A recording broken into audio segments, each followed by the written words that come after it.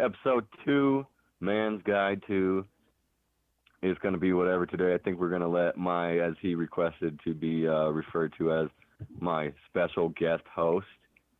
I guess we'll kind of let him lead the way and we'll just chime in. But I did want to bring up real fast, me and Joe talked a little bit about it earlier, but just some of the feedback we got from episode 1. Just wanted to address a couple of things. I read the comments, bro. I read the comments. And honestly, your sister was not off. Your sister was right. We weren't talking about fatherhood, really. We were talking about a lot of drama. But that's part of fatherhood now, you know what I mean? I was segregated. Unfortunately. I was segregated. Yeah, I know what you mean, but still, maybe she was expecting, or I was expecting to kind of like talking about principles of being, whatever the circumstance is, like there's certain principles of being a good father, right? I think that are universal. Maybe I think that's what she was expecting to hear, and I think most people, they just read fatherhood. But then we're getting into the weeds of Pussy Problem 101. Of our fatherhood experiences. And, that's what, we're going to run into that because we're dudes hanging out, we're talking, we're getting shit off our chest, and we're trying to help other people to understand that, like, we've gone through some shit. So I understand it. Sure. I get it. And, like I said at the end of the episode, it's not the last time we're going to talk about it. So we will get to one where we do talk about the joys of being a father, because I know that was what some other people wanted to hear too, like talk about being happy about being a dad and that kind of stuff, which we are, you know what I mean? But to get to the point of being happy, we had to go through a lot of shit. Of course we're going to address the shit. In order to realize what you like, you got to realize what you don't like. You know what I mean? Exactly. You got to get to that point somehow.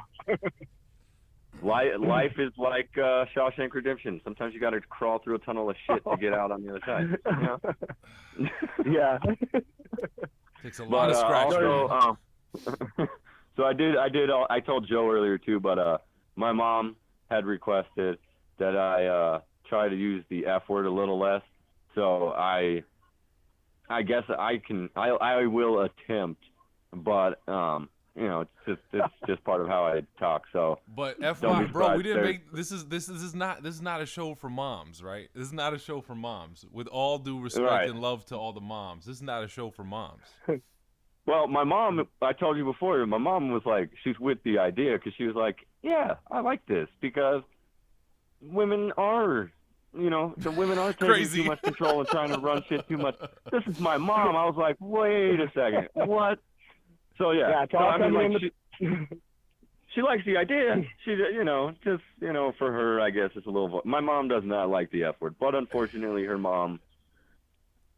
son uses it as, We're using it. We're using it passionately out of love here. That's how we're using it. Yes, it's a creative. I use the word fuck out of love. Same thing with bitch. Yeah. I use bitch the same way. Women get offended. Yeah. But I'm like, it's creative. Yeah, don't get offended by bitch. I'm not referring to all women when I say bitch. I'm just referring to a bitch. I think they know who they are. Yeah, they're the ones not listening to this. Yeah. So that was some of the brief reviews, but we got a lot of positive stuff too, and I haven't checked the first video in a while, but I know we did. I think we did pretty good for something that was just out of the blue for a first episode. I liked how you guys had your nephew come in. I mean, that's really cool to hear it from the kid's point of view. You know what I mean? Because a lot of stepchildren, I mean, I had a stepdad, growing up, and I was with him, you know what I mean? I thought he was there, and I had to go with the guy, you know what I mean? I had to like this guy, and once people get over that concept of, I have to like this guy, they think, the stepkid doesn't like the stepbrother, it's a trust issues. And, it's not really trust issues, it's kind of like issues. You know what I mean? Once they realize it's not, I don't trust this guy, I don't like this guy, and then they could realize, that they don't like him. They could, hey, I don't like my stepkid. That doesn't sound good. You know what I mean? Nobody wants to hear that. And once they hear themselves say it, oh, wow, this is what's going on. And then they can love that kid. You know what I mean? Yeah. And it goes with what we said earlier. Yeah. Build a relationship off of, like, of course, it's not going to be good in the beginning. You're going to have you're going to have issues because this kid isn't necessarily how you might raise yours to be. Yes. And the kid's going to have issues because that's probably not necessarily what they're used to being raised like. So you're going to butt heads. And I hear what you're saying. Through both sides, you can take that dislike for each other and actually build on it and get to another point. Yeah, I hear what you're saying. Yeah. And that's a good concept too. Yeah, I mean, and that's coming from, like I said, I'm a stepfather as well. And, some guys are so ignorant to the fact, you know what I mean, is I got a stepchild and, you know what I mean, I'm the dad and they're the child. And, that's just how it's going to work out. And you have this nice big picture in your brain of how it's going to play out, you know what I mean? But the day-to-days aren't like that. It's like you said, you got to build a relationship. It's like you first meeting, you know what I mean, a girl. You got to build on a relationship. You just automatically, I like her. No, you like the way she looks. You know what I mean? Yeah, you got to dig in and find out what works. Takes time. Yeah. Repertoire. Well, I did want to briefly let you know, Will, that all the times you called me and you were asking me for advice when you were going through your situation, and everything that I was feeding you and telling you, it all came from Joe. Joe, my man. Joe is the guy. Wow. Joe's the guy who, when I started going through my shit, told me, look, you need to do A, B, and C because that's what was done to me. And if you get to it first, then it should work out better for you. Well, Joe, I got to take my hat off to you. Thank you. Thank you both. But thank you for helping Eric because that shit helped me. I mean, I literally have too many court dates to count. Literally this month alone, I have 2 coming up. But I tell you what, the advice Eric gave me, he was so objective. He was so clear and so knowledgeable. And thank you. Thank you for helping Eric. And Eric, thank you. Thank you both, honestly. And I would have been lost if I didn't have that kind of confident direction, Eric. That's what you gave me. I was in the middle of the trench. And I was getting advice from people who had not been in the trench. They meant all well, but they've not been in the trench themselves. So their advice was just more generic. Not generic. It was more general in the sense of keep focused on your kid. But when it came down to strategy with these legal court motions, I didn't have anything tangible, but except when I spoke with you, Eric. And so, Joe, thank you. Eric, thank you. Oh, yeah. Hey, we're glad we can go through all that drama as long as somebody gets some help out of it. Right. You know what I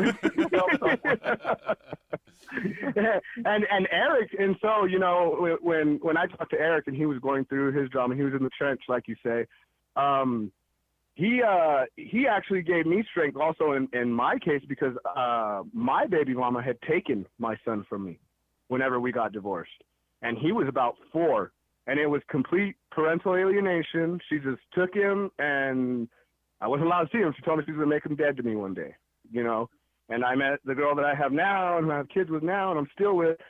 We had met each other, and my son was gone.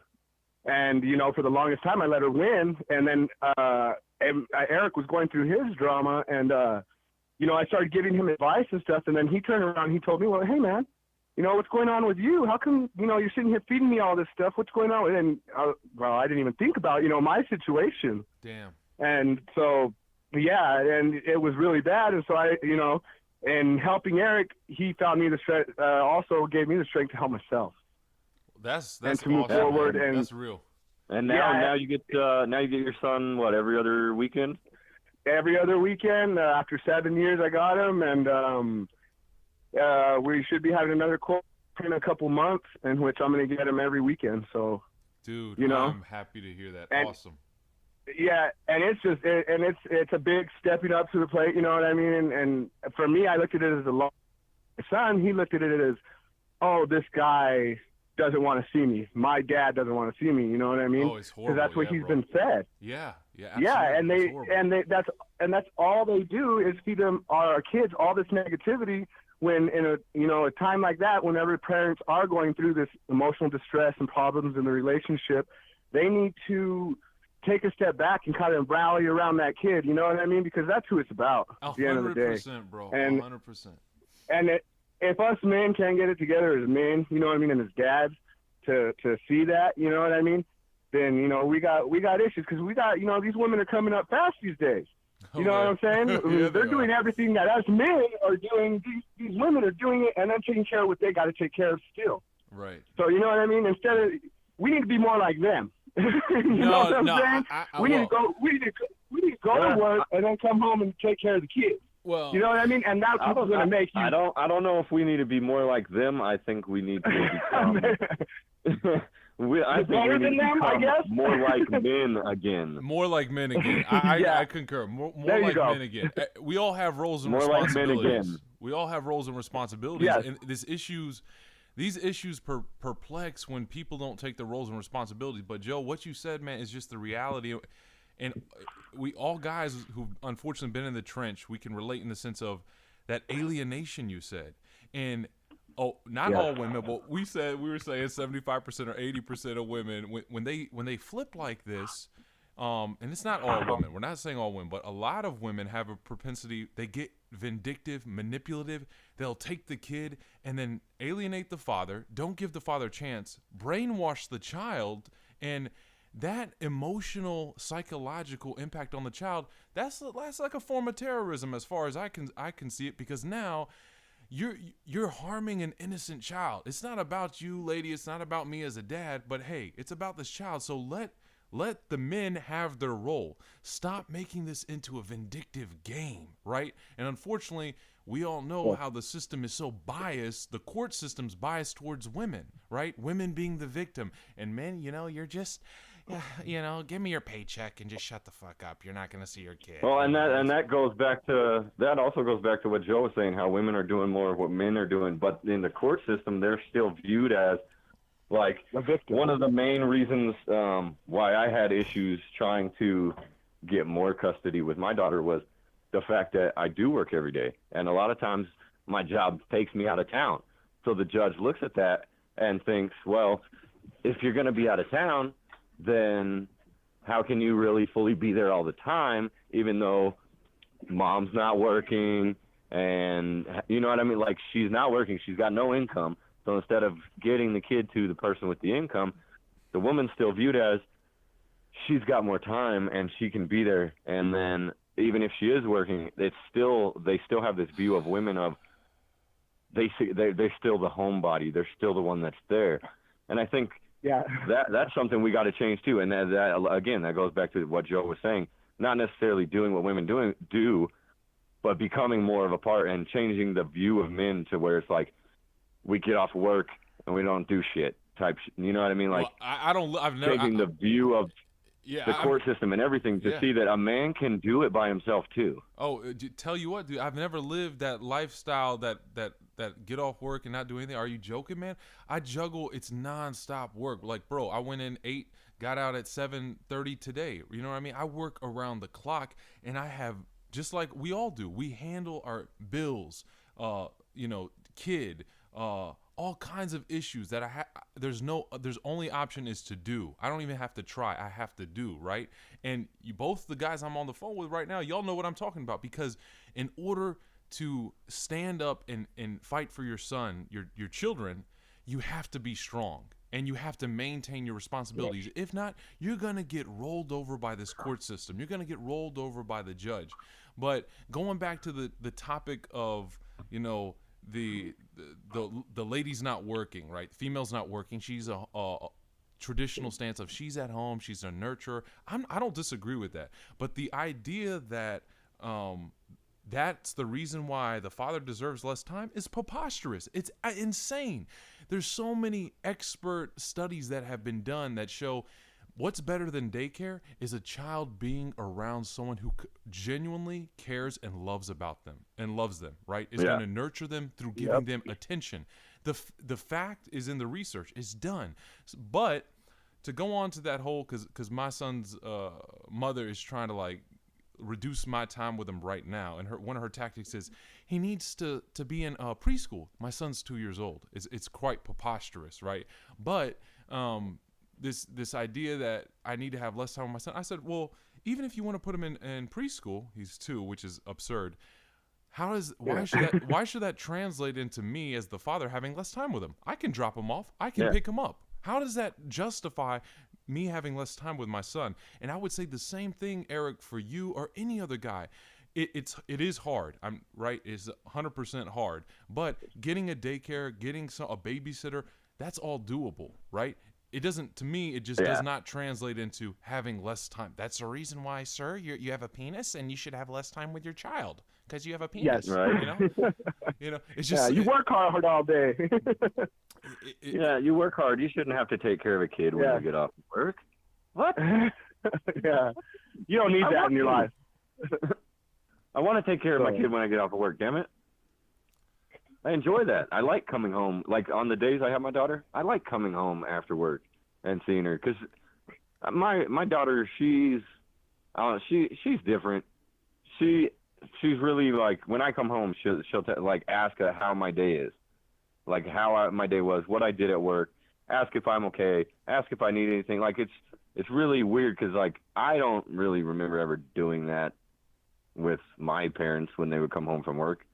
Like, even when my mom worked, I don't remember ever asking them how their day was. I just was being a kid and, you know what I mean, just went about my business. But my daughter actually, you know, she jumps in and cares. So it's I got a house. I come home to a house full of girls, man. I have 2 daughters, and you know what I mean? And I'm the only guy in the house, except for the cat. You know what I mean? That's about it. You know what I'm saying? So we're outnumbered as it is. So, you know what I mean? Every time I come, every time I come home, man, it's like I get a full conversation. You know what I mean? How was your day? What happened? What kind of mood you were in? You know, what you have for lunch? And I get it 3 times. So, you know, it's good. I come home, and no matter how tired I am, I still wake up. You know what I mean? When I get here, it's no bigger joy, man, coming home to your kids. That's the truth, man. That's the truth. And to downplay, I do, yeah. Oh, my bad. Go ahead, Will. All I was gonna say was for society or for the court to downplay that, right? That fathers are. I had people tell me that they're like, you know, you're not going to be as involved in the first few years of the child's life. I had a close family friend tell me that, and when my son, I cut the umbilical cord, I held him. He was all bloodied up. You know, you guys know what I'm talking about. That moment, you guys know, that was life-changing, right? And I, just like you guys said, it's like, I love being around my son. I love being around my son more than anything, quite honestly. And I love this opportunity to be a father. So society or court try and tell me, this is your template. You're going to go to work and you're going to give all your money to this woman. And, you know, we'll think about you getting some time with your kid, maybe. You know, but you don't have a vagina, so that disqualifies you up front. You know, it's just such a. Oh, what? The judge actually told me in court because I literally looked at the judge when I initially was in court, and I told the judge, look, I just want this fair because you know the judge was asking like what type of setup would each of you like and blah blah, and I asked for. I told her I want it fair. 50-50 is fair. The judge literally told me, this isn't about what's fair. It's about what's best for the child. Well, isn't a fair split situation like the best thing for a child? Like, yeah, joint custody. You would think, right? What's that? Go ahead, Will. I'm sorry. No, bro. After you. Look, we have mannerism here. Joe, after you. You get precedent, man. You get precedent. You helped us both out, man. You get precedent. Yeah. You're our special guest host. in that case, you know, when the judge tells you, whatever's, you know, it might not be fair, but you know, it's what's in the best interest of the child. And you know, when a judge says that kills you, especially when you're in the courtroom and you hear something like that as a parent that's on the opposite end of that. You know, that puts out any fears and hopes that you had. This guy telling you, it's not about what's fair. It's about what you can do. Basically, that's what he's saying. Exactly. You know what I mean? He's telling you what's fair, but it's not what's fair. It's what you got. You know what I mean? Yeah, that's exactly what it is. What you can give to your child, and can you provide more for your child this time than the other person can? And you know what I mean? That's basically what he's saying and stuff like that. And that's one thing that, you know, when us guys, when something happens to us, you know, we're scared to ask for help or reach out. You know what I mean? We don't want to do that, nothing like that. And a lot of these situations, I know me, when I first started with it, I didn't know how to handle situations like that. I would just get angry, you know what I mean? As soon as I get confused, boom, I'm mad.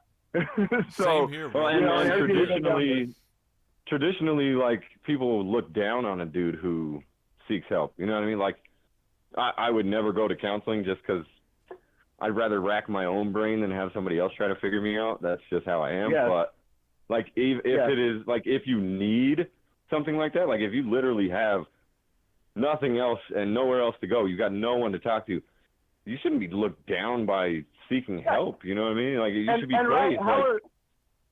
And how are we supposed to know how to handle a situation like this? You know what I mean? You have a kid, you're not thinking one day, I'm going to have to lose this kid, I'm going to have to fight for this kid to get this kid back. And, you know, you're thinking, I'm going to have this kid for the rest of my life. This is the most awesome thing ever.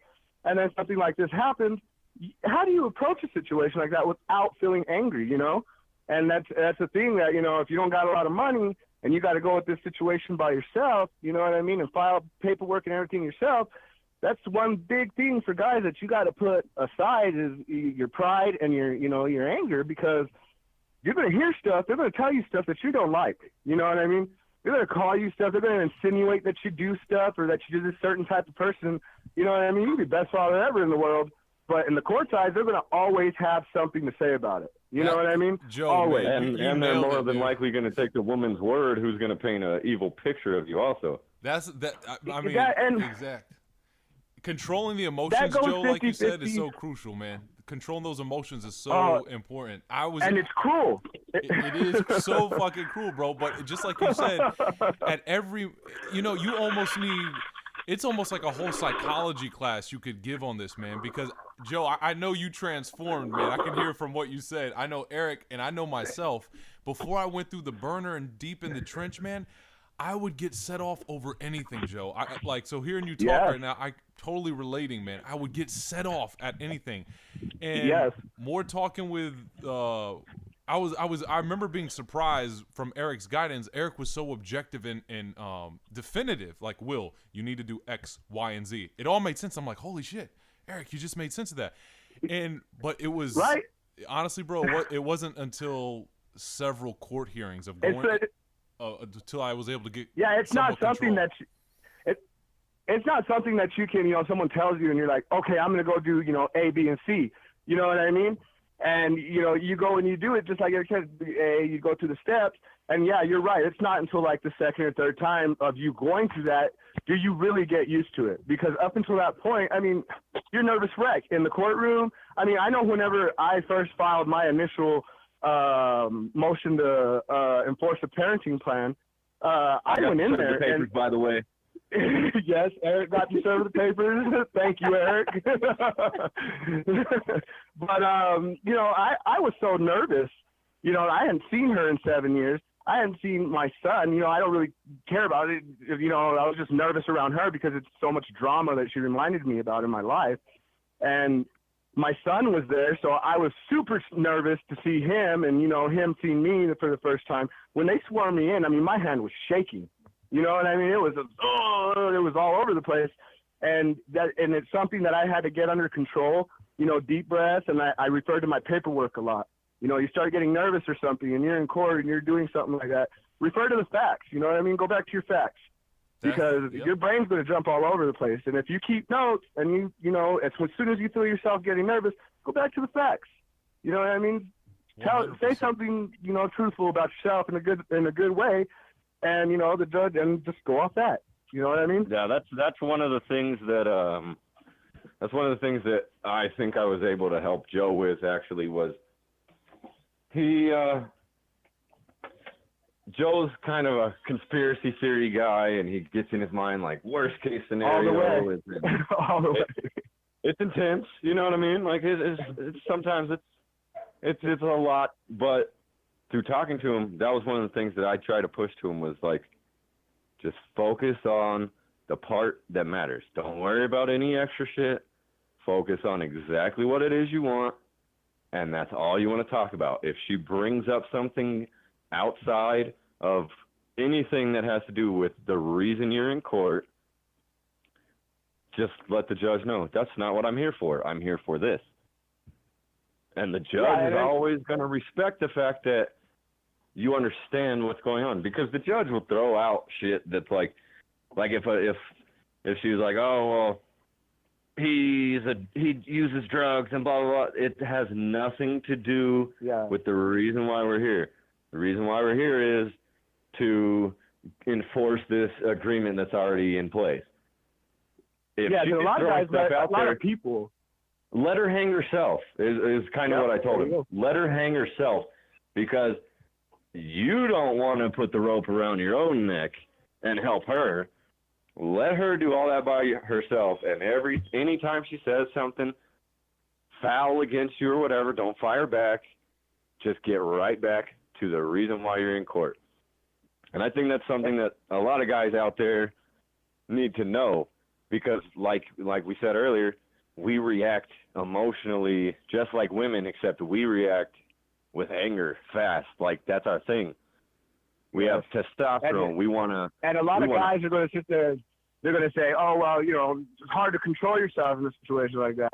Well, after 7 years, I had to control myself to listen to a guy that I don't even, I know him very vaguely, sit up on the stand and refer to my son as his son, and refer to them calling him dad. And this is, and I broke the guy's arm already. I mean, I got a hold of him whenever it happened. But that being said, I do not like him, and he knows it. So he was up there, talking and stuff, and I lost. In my head, I was angry. I was so angry that it just, like I said, refer to the facts and stay in control. You know what I mean? Remember what your goal is. Remember why you're there. That's the key. You know what I mean? That's the key. And it's so hard. And the reason that I'm bringing it up is because it's so hard. And like I said, like Eric was saying, he helped me a lot in that, because I couldn't do anything without getting so angry. You know what I mean? I would just react, and then before I would know it, I would say something or do something. I was like, oh man, I just lost the only footing that I had. I lost. Yeah, you know what I mean? Joe wants to fight if you shoot a nail in sideways. Like, he's quick I've gotten better. No.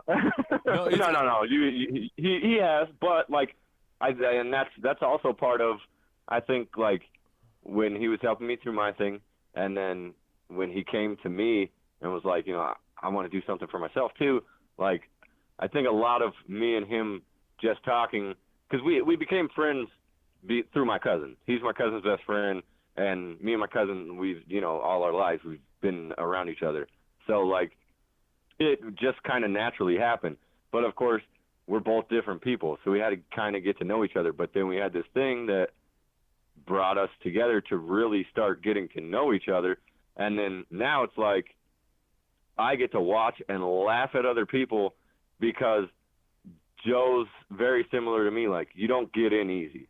You're not going to instantly be my friend by any means. You're going to have to earn it. But once you do, you see these people and they get so upset, and then you get to watch this guy who you used to think, like, God, what a piece of shit asshole this dude is.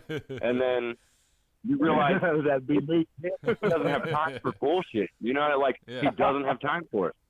Well, I'm the same way. I don't have time for people's shit, and that's why me and him fucking butted heads for the longest time. And then we realized, like, wait a minute, we don't need to be doing this with each other. Like, damn. Yeah, I'm not the idiot, and neither is Joe. It's these other fucking retards running around. Well, I mean, it works out great now. We got to have a great day at work today. Well, I mean, being productive, you have to put shit aside in order to be productive, and be able to laugh at yourself, but also be able to criticize yourself. If you screw up, you have to own it, right? And a lot of this that we talked about, I know the first podcast too, is like, I put like most of the blame on myself for my situation. I own up. I made a lot of mistakes, right? But at the same time too, of owning that too, I'm not running away. Neither are the two gentlemen I'm on the phone with right now, which going back to Joe's point and both y'all's point about control of the emotions, that is such a critical principle, right? I think of being a man, not only going through the trenches and getting custody of your child and fighting for your rights, but that's a crucial principle of just being a man, is having complete control of those emotions. That, you know what, someone can come cuss me out or say something stupid about this or that, cut me off on the road. I used to have horrible road rage. And all kind of anger problems. But again, going back to it after this 7-month process, really, I've changed tremendously. I was telling Eric, there's no way I could have done this podcast, prior to these 7 months, because I hadn't gone through the gauntlet and experienced this. But Eric, going back to the preface that you were giving about when you go into court, when I went for that that restraining order hearing, you had told me exactly what to say. You said, Will, you only talk about A, B, and C. And when her attorney's going to try and knock you off, and you said, you clearly state why you are here, and that's it. And just like you said, bro, you said, let her hang herself. And Eric, I practiced and rehearsed. And going to what Joe said, I wrote down literally what I was going to say, and I kept it so dry and objective. It was point 1, point 2, point 3. I told the judge in the beginning what I was asking for. I went through my points, and then I summarized it all again. And sure enough, she hung herself, Eric, just like you said. She hung herself. Her emotions got in her way. There you go. A mix of lying and emotions. She hung herself. And it was like textbook hanging herself. And the judge, it was funny, she was also a black female too. And she got infuriated with this woman. And it goes to show, honestly, Eric, the MO that you had told me and I had rehearsed of being objective, staying on focus of why I'm there, and that's it. Don't get confused or off topic, period. I didn't even open my mouth if I wasn't being talked to. That was effective. That was my first trial. That was on the 31st of January, but I've had 15 other trials since then, but that key of being it's no end. I got 3 coming up this month, and it all starts next week. But you know what? Every time in court, this woman has hung herself because she shows up unprepared and emotional. And yes, I've been emotional too, but the only difference is this: I'm at a point now where before I enter the courtroom, before I even leave my house, I just decompose, get rid of those emotions. I say, this is what I'm here for. I have written down what I'm asking for, and I go in almost like a dry robot, Yep. And I just stay objective and on point, and I don't talk unless I'm being asked a question or being told to speak. But it's, going back to what Joe said, it's hard. It's not easy at all. It's hard. Well, yeah, man. But to also, because when earlier Joe said how we have to be more like them, at the same time we have to be less like them, because a woman, like we already said, a woman is going to react emotionally all the time. Period. A woman doesn't know how to hold in emotions and not hang herself. The way that we fuck up is we let ours get in the way, because obviously we're going to get more enraged than any woman could ever get. And then instead of hanging ourselves, we're going to shoot ourselves in the fucking head. Yes, and isn't it weird that when this is going on, you look back at the situation and you're like, man, she's really smart. She really held herself together, because when this is happening to you, that woman is the smartest person together, but she didn't. You lost your shit. Yeah, she didn't. She was playing a victim. And so, like you said, the court's going with it. You know what I mean? Yeah, the court looks at this pissed off guy and knows that this pissed off guy is capable of anything he wants to do, and then sees this poor sad girl crying and says, "Oh gosh, there's no way I could give the child." I like how Will put it, man. You got to keep it dry. The judge likes it dry. You know what I mean? Yeah. Whether he's hearing it or he's giving it to you, he likes it dry. The judge is a menopausal woman. That's true, bro. In most cases. And I think my judge actually was a menopausal woman. I had a lady judge, so it's possible. Yeah, don't talk too much. I don't want to hear about your problems, but I want to help you fix them. I don't care about the extra stuff, because like all the crazy stuff that my baby mom tried to say, like, and I mentioned it last week about like my dad having a biker gang that was going to come get her, me having acid that I was going to dunk her in, and claiming that I had all kinds of guns when I didn't even own a gun yet, because I couldn't buy one because she had a restraining order on me just like I had one on her. I couldn't even get a gun yet. She had all these crazy claims. The judge briefly brought it up. Basically asked me, how would you like to respond to what she's written in this? And I basically told the judge in a proper way that it was all bullshit. You know, I know how to use my words when I'm speaking to, you know, police, judges, that kind of stuff. I'm pretty good with my words. When I'm talking to my homies and shit, I don't care. I just lay it out. But when I'm talking to the right person, I know what to say. And I was able to just lay it out enough to where I was like, this is all fabricated stuff. That's not why I'm here. I'm here to get a divorce and get away from this crazy woman, but also still be able to see my child. And the judge got right back to that exactly, and that's what we got focused on for the rest of the whole thing. In that moment, the judge seen that you're a responsible person. You know what I mean? Yeah. You're not this crazy guy that, you know, they're going to go off the whim, and you're not acting like the guy that she's describing. You know what I mean? Oh, she also told my baby mom at one point, I really want to help you out with this, but you're not giving me anything that says that I should do extra for you. Wow. And I my eyes lit up, and I was like, holy shit, this lady just told me fair isn't what we're doing, yet she's gonna be fair because this bitch is over here making shit up. So like it was, and I did get a fair deal, I'll admit that. I think I got the best deal out of anyone I know. But because you knew the right steps to take, though. Yeah, that's why. And if anybody you know, you got the best deal because you had the right step. You knew the right steps to take. And a lot of guys out there that that we're talking about, they lose their cool, man. You know what I mean? And it sounds like something so simple. You know, you're in the courtroom. Hey, man, keep it together. It's not. No, it's not. You know what I mean? No. It is so hard. No. Yeah, and it's not anything that you could describe to any other guy or any other person for that matter, unless they've been in a similar situation to that. You know what I mean? Because, I mean, you talk about fears and, and being afraid to speak in public. Well, how about speaking in public where the person, the public you're speaking to has the power to change the rest of your life? You know what I mean?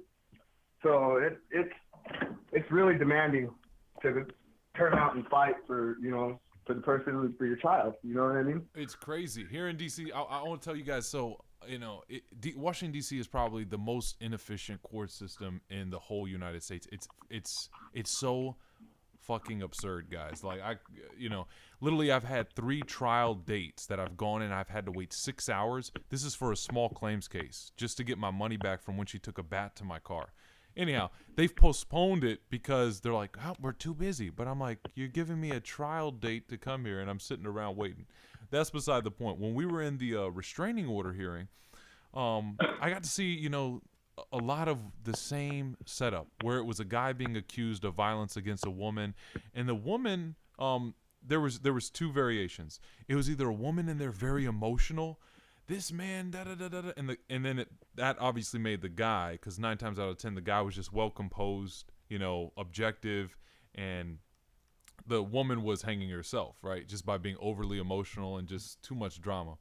And then you'd see the scenario where these women would be accusing guys, and they would have I saw this one lady, she had 3 lawyers there, and it'd be a guy by himself, right, and I remember there was this one case, because I literally had to go, for my case, I had to go 7 times, guys. 7 times. This when she was trying to get a restraining order against me. I fought it, with everything I had. And fortunately, the judge denied it, but did something even better for me, because, again, she hung herself in the 7 trials. But throughout that waiting, I got to see several other trials. And there was this one guy, and he was so well put together. He always came dressed well, and he was really spoken well. The only thing is he would get too emotional when he was talking. He didn't have things written down. What he was saying was correct. He would get too emotional, and the judge would go to a break, and he would walk out kind of emotional, but he was saying good things. Meanwhile, the lady had 3 lawyers, and the lawyers were doing all the talking, and it was just they were standing on quicksand almost, and the guy was making good points, but he was too emotional. So during one of the breaks, the guy kind of walked out, and he was disappointed, and I was there with him. Emotionally, I was with that guy. I think any guy would be. So I walked out, and I was like, dude, I just wanted to talk to him for 3 minutes, right? So he had walked out, and I walked up, and he's kind of walking away, and I'm like, hey, bro. And I like put my arm on his shoulder, and he was so emotional, right?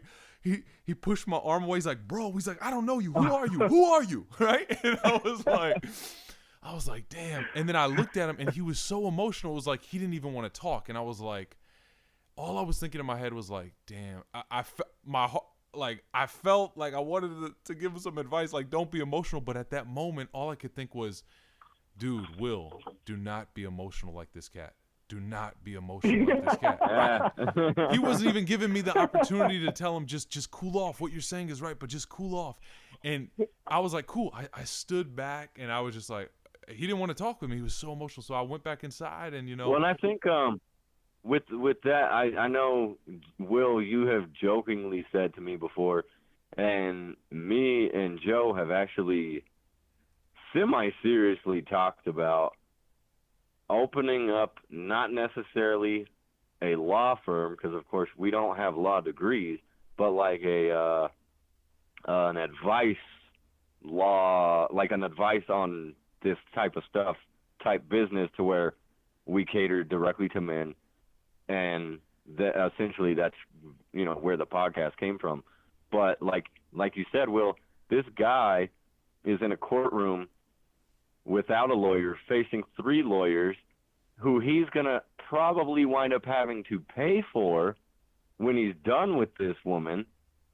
Yep. And I think that's also part of a big issue with the system, too, is like, even when you go through this battle, say you do have a lawyer that you're paying for, even when you're done with that, you're still going to get hit by the court for her lawyer fees, especially if it's a divorce. Luckily, me and my ex-wife, we didn't go the lawyer route. We just, because she couldn't afford one, I couldn't afford one.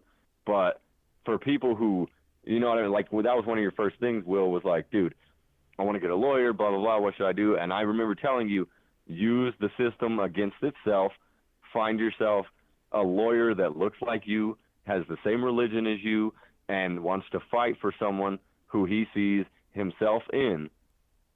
But at the same time, even if you go through all of that stuff, you're still going to get hit with the cost of doing that. And that's why that guy was so emotional, because he's looking across the aisle at these people who are getting paid by him, and they're not even helping him. It's dirty, dude. They're not even there for him. Yeah, it's dirty. It's like you go into Walmart and walk up to the counter with nothing in the basket and just hand over money for the person behind you. Like, yeah, it's so it's so terrible. It's like you hear back in the day, and they used to say, oh, I couldn't get a divorce because she or he wouldn't sign the papers. You know what I mean? Nowadays, that's the best thing you could hope for, is if they don't sign the papers. You know what I mean? Don't sign the papers in 90 days. My divorce will go through anyway. You know what I mean? I'll get whatever I want. or they don't show up to court. Ha ha ha ha. Yeah. Ha ha. But yeah, it's so intimidating. And divorce, I've been there and I've done that. Like I said, luckily, we were able to come to an agreement also, just like Eric, we were able to come to an agreement, and a lot of it was me being done, at that point. I was young. I got married when I was 20 years old, you know what I mean? And divorced at 24. So, I mean, it was terrible, but I didn't let that ruin my whole outlook on it. You know what I mean? I'm still hopeful I'm going to get married one day again, you know what I mean? And probably sometime soon, you know what I mean? So one bad apple can't ruin it. That's another thing I like to say to anybody out there. The times have drastically changed, and it's not like when our parents were young. Yes. You can't just find someone, get married, start having kids, and shit work out. Like, you have to give it time. You've got to live life. Because I got married later. I forget how old I was when I made the decision. I think I was like 24, 25, something like that. But I was still too young. Like, I didn't have enough life experience. And people nowadays don't have enough life experience. Just talking to my nephew, trying to get shit into his head. What? You took the words right out of my mouth, man, when you said life experience, because I was just about to say, these are life experiences that we're talking about. You don't have to go through it. You just, listen and pay attention, because it's not something that you're going to hear about every day, especially something like that. You know what I mean? Yeah. These are things that you only know about if you go through, and you ain't got to go through them. There's help out there for guys. You know what I'm saying? It's just you gotta look for it. I want us to be one of the primary sources if possible, because I mean, we'll get out there. And by the way, Joe, I'm gonna need you to at least get a Facebook just for the purpose of this, but we can talk about that later. But like, we have a lot of things that we can share that we're already seeing just through talking through each other. Like, you help me, I help Will, and that'll be fun. That'll be a whole nother episode. Joe gets a Facebook, you know what I mean? Domesticated man. Facebook.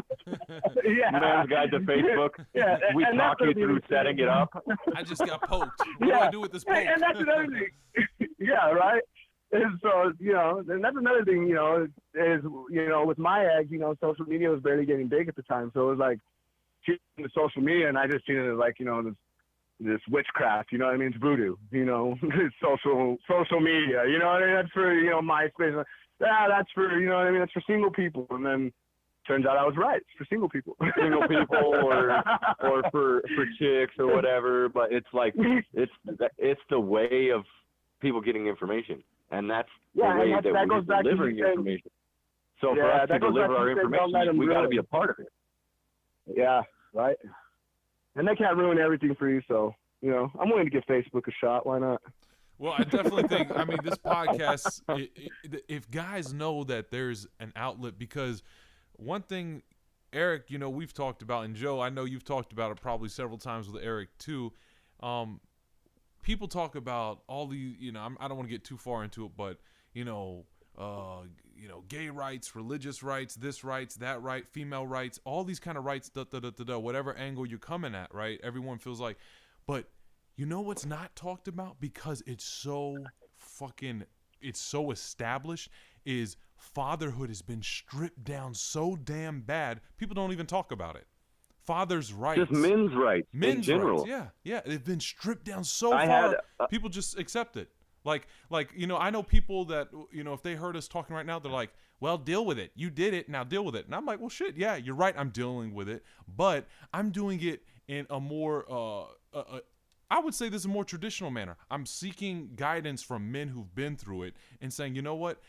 How many guys can we help? Because there's millions who are suffering. And it's millions of white guy, black guy, yellow guy, atheist, Muslim, Christian, Jew, all guys are going through this shit right now. Millions of guys are going through it. And the formula really doesn't change. We're in a different state and some of the laws are different, but it's usually the same setups that us guys are encountering. So the impact we could help just by doing a podcast, I think, can be tremendous.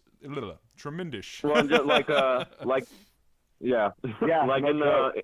in the beginning, when I was talking about like some of the comments and reviews and stuff like that, like one of my best friends, his wife was the one who commented that it sounded like we were just bashing women. We're not bashing women, but if there was a podcast, which I know there are, if there was a podcast like this where it was just women talking shit about men, it would be loved and revered, and you're talking about so The View, right? For speaking out. Exactly, and, Joe. Like it's the same. Like it's the same with like Bruce Jenner putting a pair of tits on himself and growing his hair out. Oh, he's so brave to become a woman. No, he's not. He's not brave. He's just doing something weird to get attention. And when women talk shit and say anything they want about men, a lot of men sit back and fucking take it. But if you're a man like me who grew up in a house full of women, I respect women, I love women, but I grew up in a house full of women where I had things around me that was semi-man bashing, but there was always a respect for my father. There was always a respect for the man who was doing the shit. But to me, as the only boy in the house, I looked at it like, what the fuck is going on here? So I went the complete different route, and I was like, no, I'm going to stand up for everything. Like, my mom had a sign in the house that I saw every day when I walked in that said, on the first day, God created man, and then it says, mistake number 1. Like, that's the shit I saw when I walked in the fucking house every day. My mom, my sister had a bumper sticker on her car that said, grow your own dope, plant a man. Like, this is the shit I grew up around. And so, like, that's why my mom, I mean, that's why I said, like, my mom gets it, and my sisters understand. Like, when I'm around my family, I'm, like, the most outspoken person. If you want to get into a conversation, I'll jump right in, and I'll battle you till the end, because I have the, like, I recognize that it's okay to be a fucking guy. Like, I've got 100%, things that bro. I won't say yet, because, you know, I don't want to blow up anybody's spot as far as, like, you know, my dad or anything like that. But my dad did do, like, man things that he only included me in, and I recognize, like, it's okay to be a man. 100%, like, bro. Okay. And honestly, you know what but the whole thing we keep, there's so many men now that don't know what being a man is. That they just they're afraid to lose. They're afraid to lose their vagina. That's it, or dude. whatever the case is. That they bow down. I did it. This is coming from someone who did it. And the thing is, dude, there's a lot. There are great women. Honestly, I grew up in a very similar situation. 3 sisters and my mom. A lot of my mom's behavior now as a grown man. As a kid, I was like, wow, her behavior is wild. But as a grown man, I've sat and talked with my mom and said, Mom, listen, I would have never tolerated that behavior. And I've told her, I've had these kind of conversations. But my sisters are great women. But coming back to it, and Eric, we've talked about this tremendously. We've already talked about on this podcast, is that women react to the man. So if you're not displaying the characteristics and you're handling your roles and responsibility, a woman is going to react in such a way. So if you're just a pushover, or you're just, you know, you're not doing your duty, it's going to come out in your relationship in some way, shape, or form. Yep. Yeah, are there crazy women out there? 100%, who are just you need to stay away from because it's just bad vibes. 100%. Crazy guys too, but majority of the situations. Yeah, bro. I think we create those crazy women because there are so many men that aren't being men. I'm with you, bro. And so we are creating these women who don't respect a man, so that when they meet a man, it either doesn't work out, or like they push the man to a point where he would never actually be if he had a woman who just respected and understood. Dude, it's like he's a man. It's like this. I'll tell it to you like this, and I've seen this time and time again. As you know, especially in my late 20s and early 30s. Here is like this: you put your foot down with a woman, whatever the scenario, at work, and I don't mean emotionally. You put your foot down and firm on principle, and put her in her place. That woman, she's going to act like she's pissed at you, but it's the same thing as her liking you. It'll turn around, and it's the same thing as liking you. I've experienced it. I was thinking about this girl who used to hate me, or she had like this beef with me, but I would always tell her how I felt and just left it on principle, like, no, you're wrong because of X, Y, and da-da-da-da-da. You know, 3 months later, you know, she was over at my house, and it was like kumbaya on a whole new way, right? I've had that circumstance multiple times, you know what I mean? But it's, if you're just a pushover, you know, that's why, what's that saying? Nice guys finish last, or you're just like, yeah, okay, whatever. Girls hate that shit because you turn into like a little bitch, right? And no woman wants a bitch. And if you're a bitch, you're either going to continue to be a bitch, or you're going to fall in the damn ditch, and you're going to have to man up and get yourself out of it at some point, right?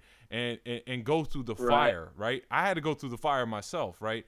But it's a lot of guys don't. And Eric, I agree with you 100%. It's the guy's fault. It's the guy's fault for not manning up and owning our role. So women run around and they get scared. They don't know what to do when they run into a real man. They like it, but it's like, oh shit. Yeah. You gotta keep that consistency, man. You gotta stay consistent. Stay consistent with it. You know what I mean? I do briefly want to give some credit, especially if anybody listens to this later on and like catches up or whatever. I do briefly want to give credit, and I know both of you are there with me because me and Will, it was random that we were both listening to the same shit at the same time. And then Joe, I know I introduced you to it, but I want to give credit to Black Phillip because Patrice O'Neal, when he was doing it, he was that's no lie, man. And if he was still around and still doing it, we wouldn't have necessarily a reason to be doing this. We could have caught it on early and learned from it and all that, but we caught on to it much later. And in hearing it, it was like, it wasn't that I was hearing it and saying, I should start doing it. It was, I heard it and I was like, damn it, this is the shit I've been wanting to say forever.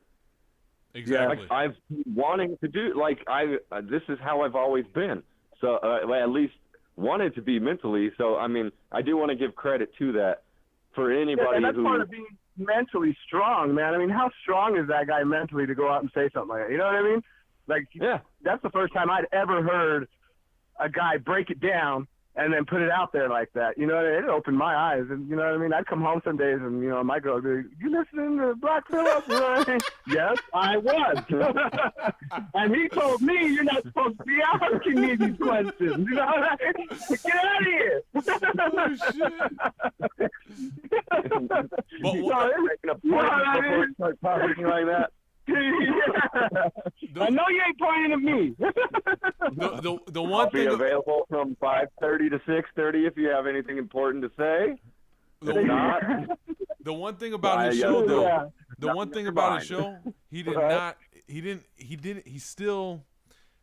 was a master at talking about the relationship and the mind game and the psychology, 100%. But they didn't go into the trenches of the scenarios we're talking about in the sense of.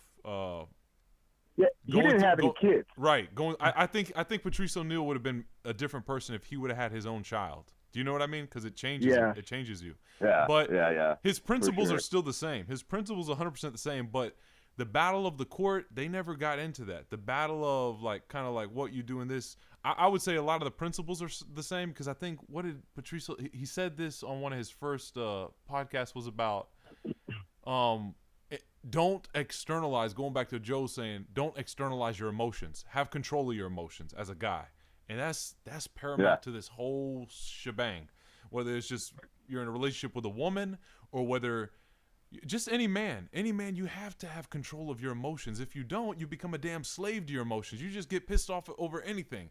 And you go to the court and like Eric said, you'll end up getting played by the woman because you're too emotional. You know, on the job, that shit don't work. It's just, you cannot be, emotions are bitch-like characteristics you have to control. There's a time for emotions and there's a lot of times not for emotions.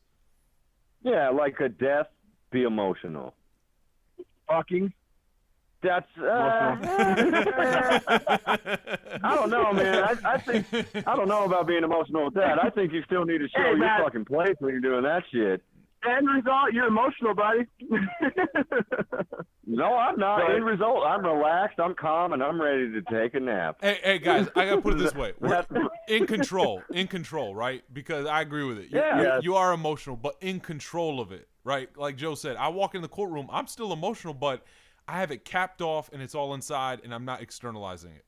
That's it. I'm still emotional. Yep. Yeah, internalize your emotions and then let them out through how we're doing. Yeah. Because that's really what we're doing. We are releasing emotion, but we're sharing our story through releasing emotion. If we didn't, because I know, Joe, we just talk all the time because we work together. We hang out all the fucking time. But with Will, me and you, we call each other all the time. And every time we talk, any one of us, when we have the conversation, it's such a relief because there's not that many outlets. There's not that many ways because you don't want to be the guy who, like someone who used to work with us, Joe, I'm not going to mention names because I don't want to be mean, but throw bitch fits. And, like, as a man, that should never come out of your mouth.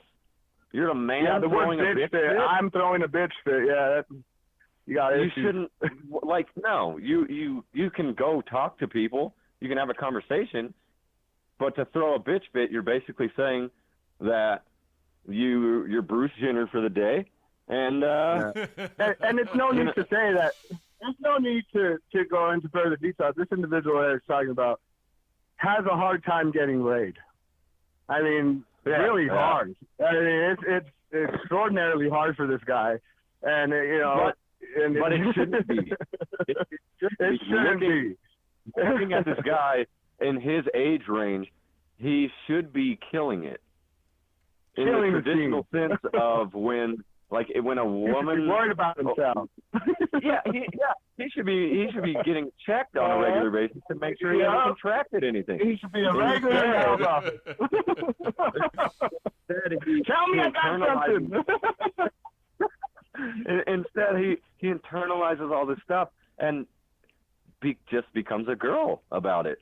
And it's like that's part of why I want to do this. Like, I want to be able to get a hold of people like that and like wake them the fuck up. Like, that's why I'm trying to get on my nephew early, and that's why I like to include him in what we're doing, is because you need to hear those things. You need to get out of your own head and understand what you are at an animalistic level, at a natural level, and then once you do that, no one can fucking stop you from anything you want to do. You're right. Once that switch clicks, man, it's hard to turn it off. For any guy that's going through, or about to go through, court cases and stuff like that. Once you go through that, as you're going through it, you realize and you see the change in yourself. You know what I mean? You feel it. You're like, wow, I'm not the same person that I used to be. Well, when this is all over and, you're at your end result and, you're sitting there with your kid and you know what I mean? Wow, like, I did it. You know what I mean? I really did this. It's, you changed so much. It changes you forever. Yeah, and it's all you. Even if you got help from anyone, it was still up to you to accept that help and do it. Like, Will, you against the world, you against looking at 3 lawyers, man. And that's intimidating. That's intimidating for a lawyer. You know what I mean? That's crazy. So it's what's that? I said absolutely, man. It's just. Oh yeah. It's intimidating for a lawyer to be able to do something like that. And for just a regular guy to go in there and stand up for something like that. It takes a lot. So in control. You know what I mean? In control, bro. I mean, 100%. And there are outlets, man, but I concur. It's like actually constructively talking, or even frustratingly talking about it, is really important. And Eric, I think you said earlier too about therapy or whatever. Like, my whole family, when this shit started 7 months ago, I had family telling me, family who really cares and loves me and really wants to see the best. They said, hey, listen, you need to go get what do they call it, like talk therapy or something. I'm like, I literally remember telling my mom, I said, Mom, I don't have enough hours in the day to even fulfill everything I'm struggling to keep my head above water right now. I don't have time for talk therapy. And she was like, well, just go schedule it and just go to one.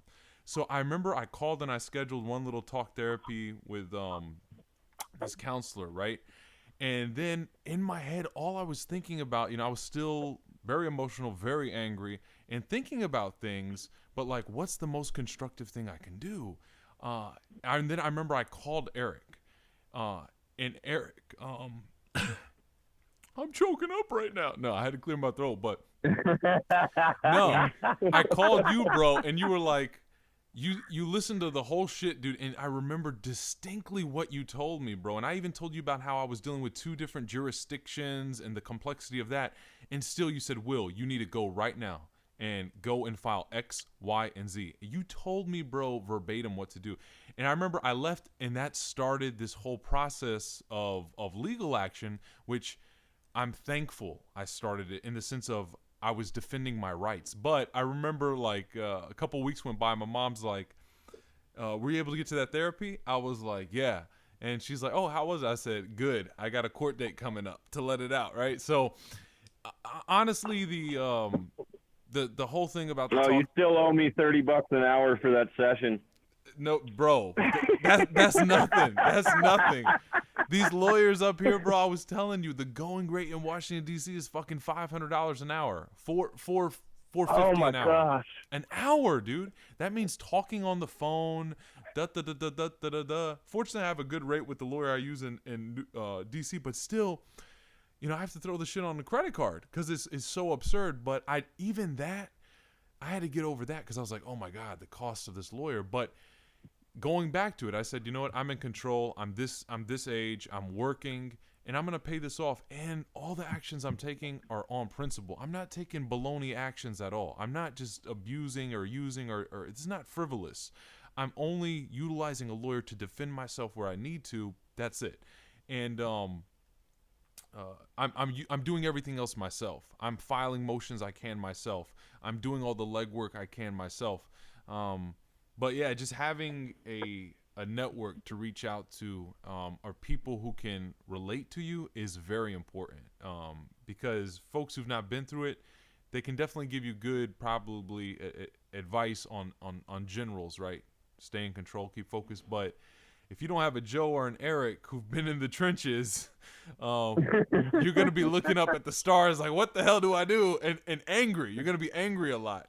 But no, you're going to be in that boat hitting Normandy with gunfire coming at you, looking at the dudes next to you like, oh, you guys are bitches. Exactly. Instead of the boat looking at us, and we're already shooting our shit out of the fucking boat. That's right. Yeah, storming the beach with a sword. Yeah. We ran out of bullets. Rolling out with a fucking tank, dude. Yeah. Follow me. Well, yeah, for anybody man. listening, the going rate for advice from the Man's Guide to is free. All you have to do is subscribe, and like, and comment anything you need help on, and we will definitely get back to you. I need to put that out there, especially for new listeners and stuff like that, because we're not doing this. We're not benefiting financially from this. We are doing this to benefit other people, and like I said, just to get together and have conversations and just fucking talk, because men deserve that. Women, I know Joe, unfortunately, gets stuck watching gay-ass shows on TV that no man I'm should about have to them be little forced women to of watch. LA. I like the Teen Mom too. And that's what helps me connect to these women and be able to go and stand toe to toe with them in the courtroom. It draws you further away from us. Man, I got my hour and a half here. You know what I mean? Like it's therapeutic in a non-therapeutic way for us to just be able to fucking. And you know what? This coming from a guy into the therapy class. Okay, I've been to therapy classes. I've been to group classes on domestic violence, on all this stuff. And these guys, you know, that are in these things and that are in these situations, you know, they make them sit about nothing. You know, nothing. If they would let these guys just have 10 or 15 minutes to themselves to talk, you know what I mean, amongst each other, they do way more for them, I feel, than any counseling session that they can with. You know what I mean? Absolutely. And a lot of those guys, this is all. A lot of those guys, this is all they need is to hear something like this. Well, 100%. You know what I mean? Yeah. Comment with your questions. You know what I mean? Whatever you need. I mean, it's as therapeutic as a year of something like that would be. You know what I mean? So it's Absolutely. you know, in my opinion, you know, listen to this. That gives me a good idea for the next one. Maybe we can get, I don't know, maybe like 2 to 3 people apiece. Ask them, you know, find people that may need some help from us. Have them with a question or two ready, and instead of course, they can't necessarily call in the way we're doing this right now, but we can get me their numbers, and that way I can contact them while we're on the line, and we can have a section where I call them, they ask their questions, we talk them through their part, and then have them hang up, call somebody else. And I think that might be that'd be a better way to get us out there and actually start making sure that people are listening and we're actually talking people through it and helping people. I already have a couple people in mind, so me too. that's a good point. So I think that's something that we can start doing too. Maybe next week we'll figure it out through the week. Me and Will, we constantly communicate to figure out what we got to do and do it. By the way, Will, how was the show, man? Oh my God, this show last night was. I'm not a fan of Coldplay at all, really. But I had my sister. She flew up. She's like, I got tickets. I was like, Coldplay. I'm like, I don't even know any of their songs, but they're. Oh, I thought you were doing a show. Nah, dude, no. No, my sister bought Oh, tickets. so you to got Coldplay. dragged into a girl band. Pretty much, dude. But I tell you what, I liked it, dude. I would go again. I would go again to Coldplay, man. Especially if I was high. I ain't gonna lie, I like a couple of Coldplay songs there. You faggots. Dude, hey man, you can't go through it. You can't knock on them, dude. The only awkward part, I swear, I'm not making this shit up, dude. We were in a stadium, the fucking FedEx Field. Listen, when I say this was so fucking awkward, me, my sister, I was jumping around because she was just like, she really likes the band, so I was like, yeah, jumping with her. Everyone was fucking standing or sitting, and they were not moving. It was so fucking awkward. And I'm telling you, they kept blasting fireworks like every 2 seconds. There were new fireworks going off or some shit. And it got to a point where the lead singer's like, all right, hold on. And he's like, I just got word from my manager. He said that we need to move around a little bit more. And I want to ask everyone to put their fucking phone down. He didn't say fucking, of course, right? They don't curse. He's like, put your phone down for this next song and just enjoy yourself. Be in the moment. Don't record. Don't take a picture. Be in the moment.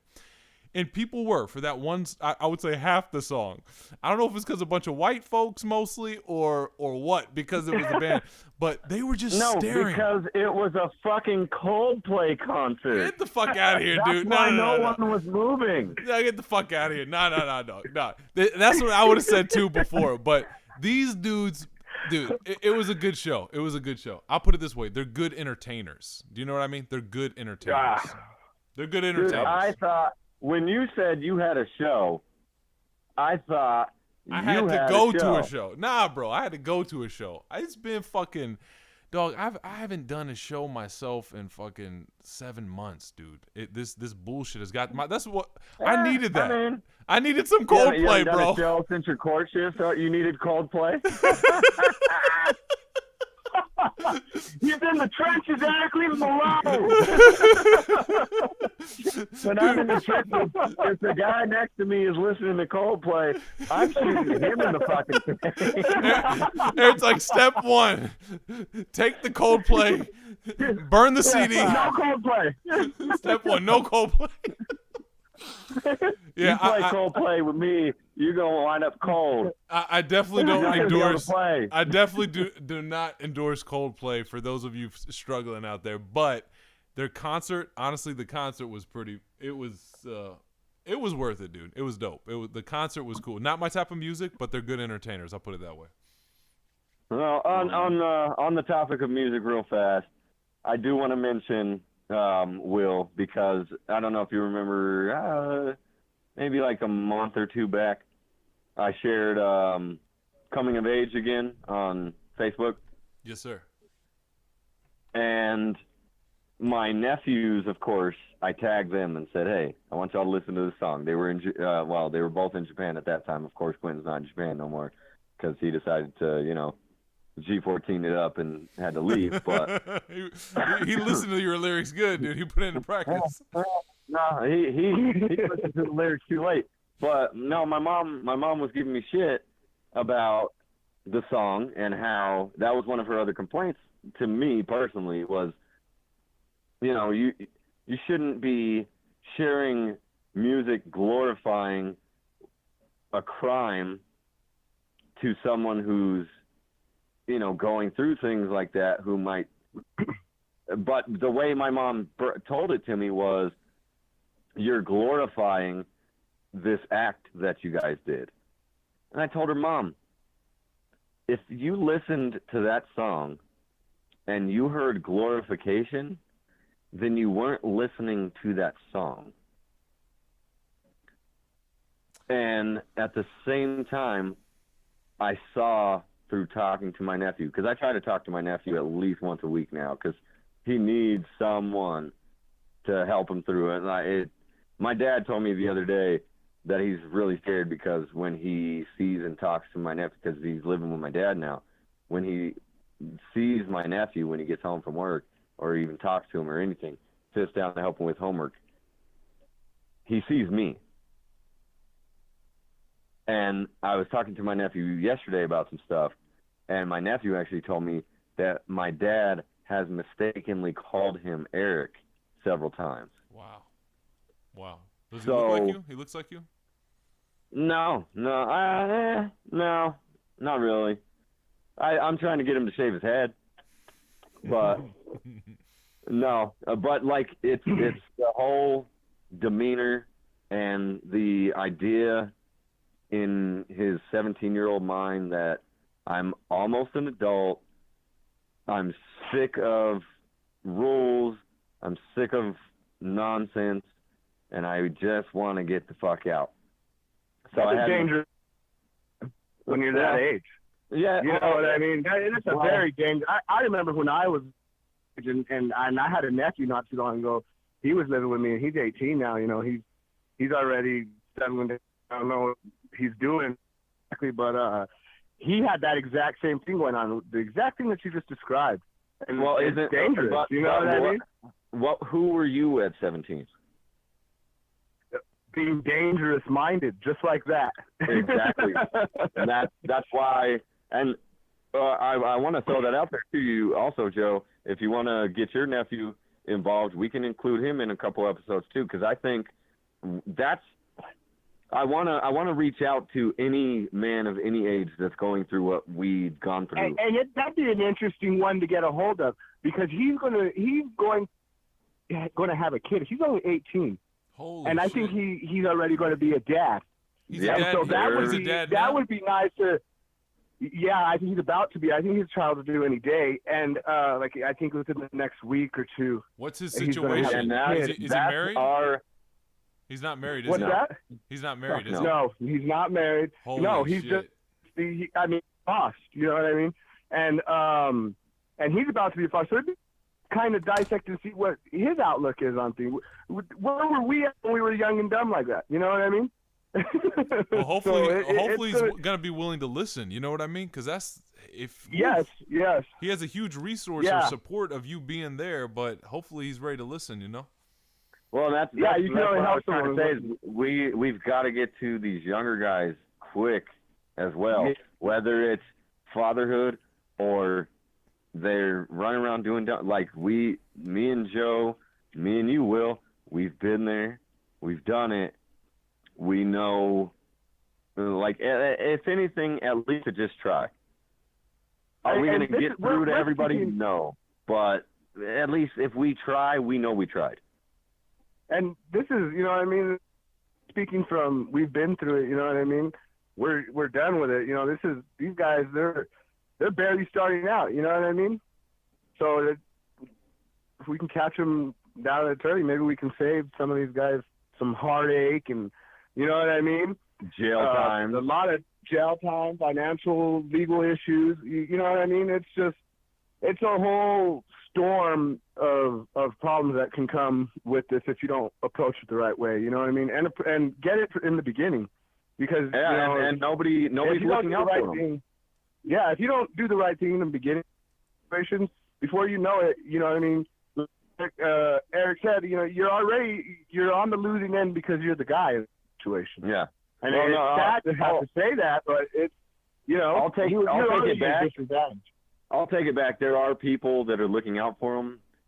They're just not listening to the people that because are they around can't relate to them. Yeah, you know and that's why we need to be more accessible to that generation, because the people telling them shit haven't done it, haven't gone through it. They have no leg to stand on. You can't tell a kid, don't smoke weed, if you never smoked weed. You can't tell a kid, don't eat shrooms, don't drink alcohol, don't smoke cigarettes. You can't tell a kid shit if you yourself can't tell them why. I agree or disagree to a point, bro. Right? You don't need to tell me like principle shit, right? That I'll tell someone like, you know, don't snort this whatever coke or some shit. You know what I mean? Or do opium, right? I can you know, I don't have to do like heroin, right, to tell, my nephew or niece, don't do it. Yeah. Okay. I feel you. I feel you. Or you know what I mean, other personal things, like I'm not gonna take a dick in my ass. I'll promote the hell out of that, but you can't say, like, don't. You can't say that if you haven't. I've never done that either. Well, perfectly clear. I can speak on that because never do it, and I've never done it. I'm with you on that one. So, but you know what? But like we can't help a kid who might be feeling that way. You know what I'm saying? Like, because we don't have the experience. I think it's the point you and Joe said I can't earlier. help a kid who thinks, like, who's questioning his sexuality, because I've never questioned mine. I know what I like, and I've always liked it, and that's always been my thing. So I can't help a kid who's questioning their sexuality, but a kid who thinks is glorifying drugs or violence or crime or shit like that. I can help a kid like that. You know what I mean? And I'm not here again. Part of our main thing is we're helping dudes who are going through shit with women and kids and stuff like that. Gay guys aren't going through those problems. This isn't if gay guys listen, cool, but this isn't a show for gay guys.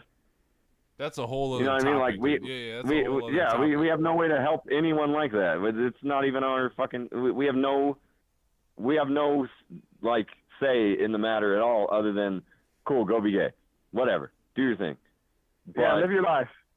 Yeah, like that's my advice. Live your life, be you. Yep. But that's the extent of how I can help someone like that. But with what I'm saying about my nephew and stuff is like. You know what I mean? He likes you.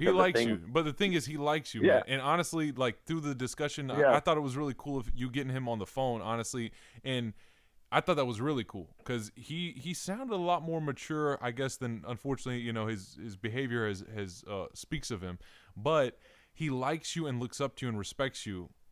Obviously, he definitely does. And so that's wonderful that you can relate that. You can get to them, but like you and Joe said, that stage of a kid liking you is so paramount for them to even open up to you, to trust you, to use you as an outlet. But then like Joe was saying, or where I've been in that situation before, where someone was wise, someone was really cool, but I just wasn't listening to them for whatever reason, right? I blocked them out like an idiot, and they were so cool that I fell on my face on something that they had told me, but they were so cool they didn't look me in the face and like, I told you so. They didn't do that. They were just there as a helping hand to help me back up and guide me, except my ears were open the second time around. Do you know what I mean? Right. Yes. There's so many of these kids. To me, man.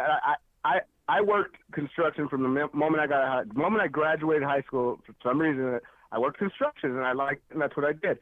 I would be working though around these older guys, you know what I mean? These guys, I was 17 years old when I graduated high school, and I'd be, working around these guys, and they're 30-year-old guys, they're 40-year-old guys, and I'd listen to them talk, and it's the same thing that we're talking about now, only they were talking about it during everyday work, just like Eric described me that we do.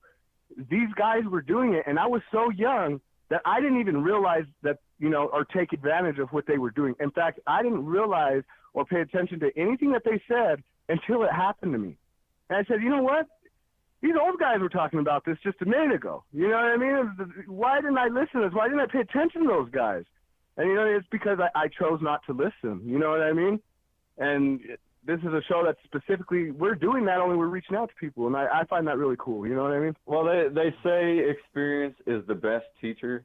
We just have to get them to understand that they don't have to experience it to learn from the teacher. 100%. That's it. That's our generational problem is we didn't listen to the teacher because a lot of our teachers at the time, we either didn't recognize that they knew what they were talking about or they didn't know what they were talking about.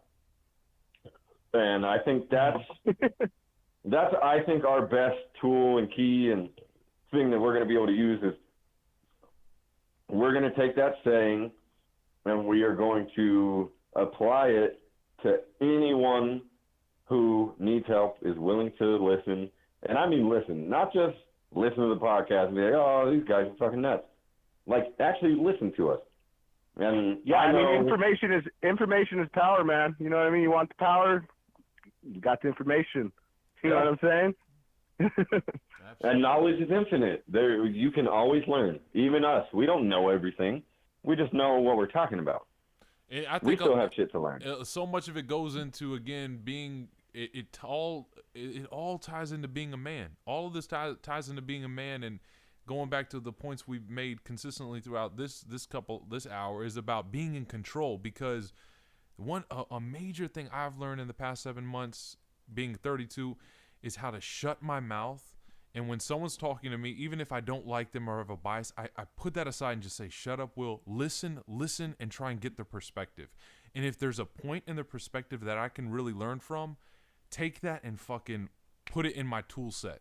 If there's not, okay, I know I'm not going to listen to this person again, but it's really just being in control of myself and just, it's like, okay, I'm not writing this person off. Okay, he wants to talk to me or wants to say something. Listen from their perspective and take notes, take mental notes. And if they have any gems in there, I'm storing those in my pocket. I wasn't like that, honestly. 7-8 months ago, I was still very I was a different person, to be quite honest with both you guys. Going through this fire has forced me to change. Because, again, going back to what Joe said, going in that courtroom, and both you guys, I got, is going to that courtroom, you have a couple options. And if you're going to be emotional and be a little bitch, you're going to go down. You're going to go down classically. You're going to go down epically. But if you're trying to succeed and prevail, you have to be in control of yourself. You have to know yourself. And that's this whole process. I've gotten to know myself better and better and better, and grow through this. And so adding on to this too, for the young bucks, it's a process of learning who they are too, I think. Yeah. Oh yeah, for sure. But I think we can help them get to that point a little easier than them having to struggle through it. But I'm looking at the time, Will. I know you're 2 hours ahead of us, so I know you probably gotta get yourself to sleep. You got work in the morning. I know we got work in the morning. But I did want to throw out there real fast, Man's Guide to Emotions. Does that sound all right, or? I don't care. It's whatever, man. We talked about a lot. Man's Guide to Emotions sounds good. I know. We talked about a lot, but we did focus on, like, what you internalize and, you know what I mean, like controlling yourself and all that. So I'm throwing it out there. Possible title for this one. Because, like I said, this was going to be a free-for-all. We were going to kind of let Joe guide us, and we did that, and we all had shit to contribute. But Joe, what's the title? Throwing it out there. Joe, what's the title? Man's Guide to what? Yeah, Joe, you give us the title, man. Special guest host.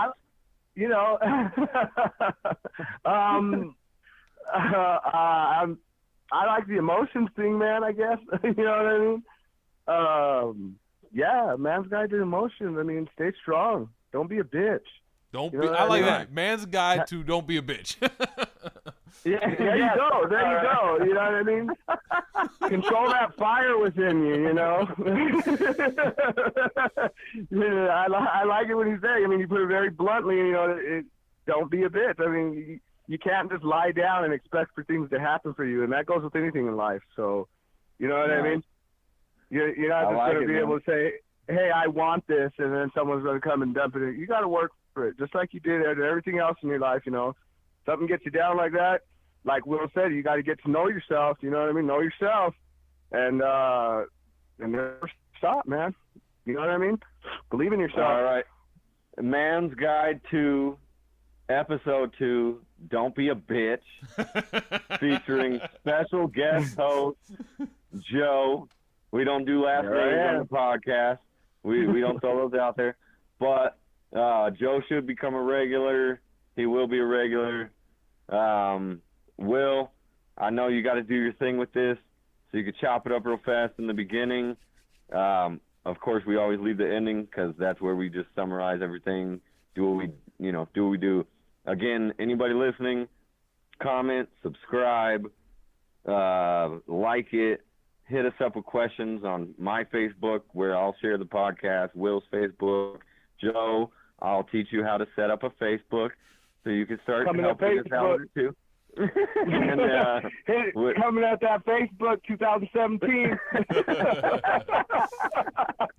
But as Will, as always, I'll hit you up afterwards as you're doing the editing thing, and then let you shoot me with the link. And Joe, I'll shoot you the link through a text once I have it.